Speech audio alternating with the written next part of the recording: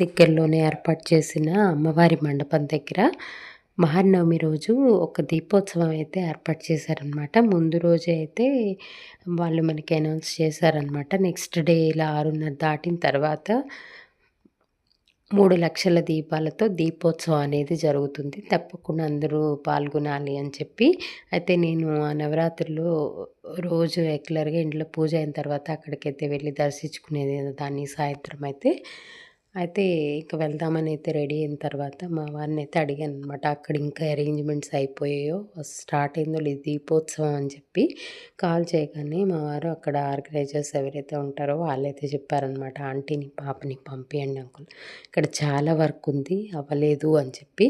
అయ్యో! ఆ విషయం మాకు తెలీదని చెప్పి మేము వెంటనే వెళ్ళామనమాట. మా పాప కూడా వచ్చింది. తనైతే ఎప్పుడు ఎక్కడికి రాదు అనుకోకుండా తను రావడం విశేషం అనమాట. తనకి హెల్త్ కూడా బాలేదు. ఫుల్ బాడీ పెయిన్స్ అవి ఉన్నాయి. అయినా కూడా వచ్చింది.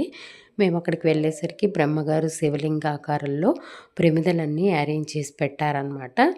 అయితే ఆ ప్రమిదల కింద ఆకులు వేయమని చెప్పారు.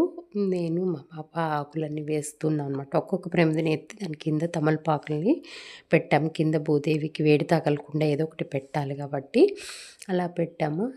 ఈలోపు బ్రహ్మగారైతే ఈ పూలు, రెక్కలు వాటితో మొత్తం అంతా అదంతా నింపేసి ప్రమిదల మధ్యలో కూడా ఈ రకంగా అలంకరణ చేశారు.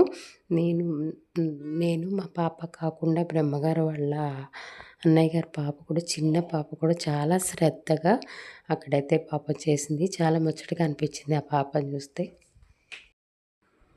ఇంకా తర్వాత కొంతమంది లేడీస్ కూడా జాయిన్ అయ్యారనమాట. అందరూ కలిపి ఇలా ఆయిల్‌లో తడిపిన ఒత్తుల్ని కూడా ప్రమిదల్లో అరేంజ్‌మెంట్ చేశాము.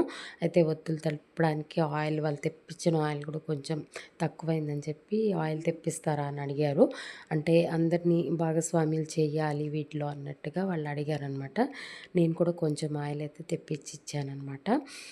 అయితే ఈ దైవ కార్యక్రమాలకి, అరేంజ్‌మెంట్స్‌కి అనుకోకుండా మమ్మల్ని పిలవడం అనేది నాకు చాలా ఆనందంగా ఒక బ్లెస్సింగ్ లాగా అనిపించిందనమాట. వాళ్ళంతట వాళ్ళుగా పిలవడం అనేది.